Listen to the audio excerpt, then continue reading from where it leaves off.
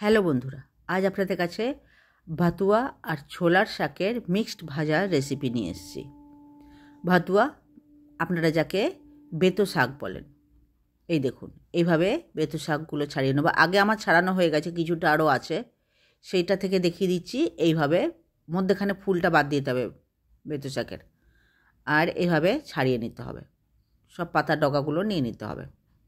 এইভাবে বেতো শাক ছাড়িয়ে নিতে হবে। ছোলার শাকটাও কেমন করে ছাড়াচ্ছি দেখুন। বেতো শাক আমি 1 ভাগ নিয়েছি, ছোলার শাক আমি 2 ভাগ নিয়েছি। এতে মা কিছুটা বেগুন কুচি করেছে, সামান্যটা।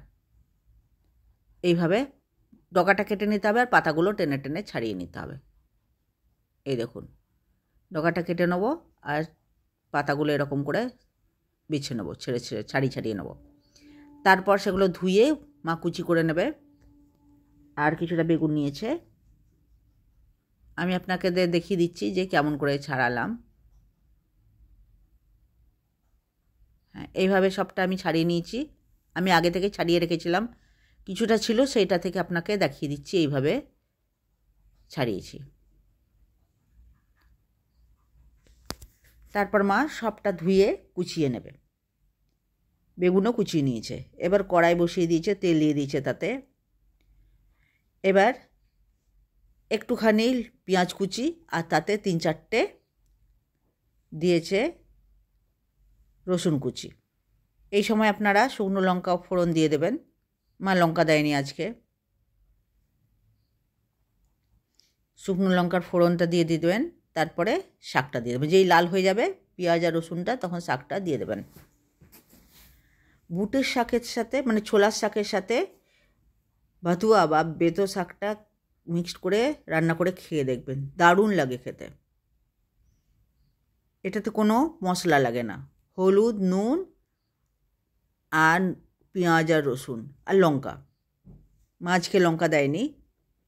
উপর থেকে কিছুটা এই সময় কাঁচা লঙ্কাও দিয়ে দেবেন। শাক দেওয়ার পর চিড়ে নিয়ে দিয়ে দেবেন 5-6টা কাঁচা লঙ্কা, যেমন আপনারা খাবেন। আর ফোড়নে তো শুকনো লাল লঙ্কা দিয়ে দেবেন ফোড়ন। এইবারে মা হলুদ দিচ্ছে, ছোটো চামচে 2 চামচ হলুদ দেবে। আর পরিমাণ থেকে একটু কমই নুন দেবে। শাকে কখনো বেশি নুন দিতে হয় না, পরিমাণ থেকে কমই নুন দিল। এবারে এটা ভালো করে মিক্সড করে দেবে। নুন হলুদটা মিক্সড করে দেবে। তারপরে কিছুটা পরিমাণ জল দেবে সেদ্ধ হবার জন্য। এই শাকটা রান্না করতে গিয়ে মা একটু জল দিয়েছে। দেখুন, শাক থেকেও জল বেরোতে লেগেছে, কিন্তু মা আর একটু জল দেবে। হলুদ আর নুনটা মিক্সড করে নেবে আগে। এবারে মা একটুখানি জল দেবে। জল দিয়ে ঢেকে 7-8 মিনিট মতন সেদ্ধ করবে। খুবই অল্পই জল দিয়েছে, কারণ শাক থেকেও জল বেরোচ্ছে। এবারে মাকে ঢেকে 7-8 মিনিট মতো সেদ্ধ করবে। আপনারা কিন্তু এই সময় কিন্তু লঙ্কা দিয়ে দেবেন। 7-8 মিনিট হয়ে গেছে, এখনও কিছুটা জল আছে। এবারে মা আর ঢাকবেন। এবার খুলেই মাঝে মাঝে উল্টে পাল্টে দেবে। তারপর খুলেই কষবে, ভাজবে। আমি অনেকটা কেটে দিয়েছি, যেখানে মা মাঝে মাঝেই ভাজছিল, ভাজাটা আর দেখায়নি। মাঝে মাঝেই মা ভাজছে আর ছাড়ছে। এভাবে আপনার রান্না করে খেয়ে দেখবেন। বেতো শাক আর ছোলার শাক মিক্সড করে খেতে খুব সুন্দর লাগে আর দারুণ টেস্ট হয়। এভাবে রান্না করে খেয়ে দেখবেন। আপনাদের যদি আমার রেসিপি ভালো লাগে তাহলে লাইক, শেয়ার, সাবস্ক্রাইব করে দেবেন। এবং আপনারা যদি নতুন দেখছেন তাহলে লাইক, শেয়ার, সাবস্ক্রাইবের সাথে সাথে পাশে থাকা বেলটাও টিপে দেবেন।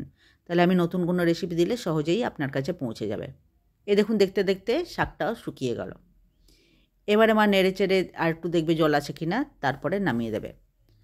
আপনাদের এই শাকটা রান্না করে খেয়ে দেখবেন। যদি আপনাদের এই রেসিপি ভালো লাগে তাহলে আমাকে কমেন্ট করে জানাবেন কেমন লাগলো। দেখুন, রান্না হয়ে গেছে, মা এবার নামিয়ে দিল। ভিডিও দেখার জন্যে আপনাদের সবাইকে অনেক অনেক ধন্যবাদ।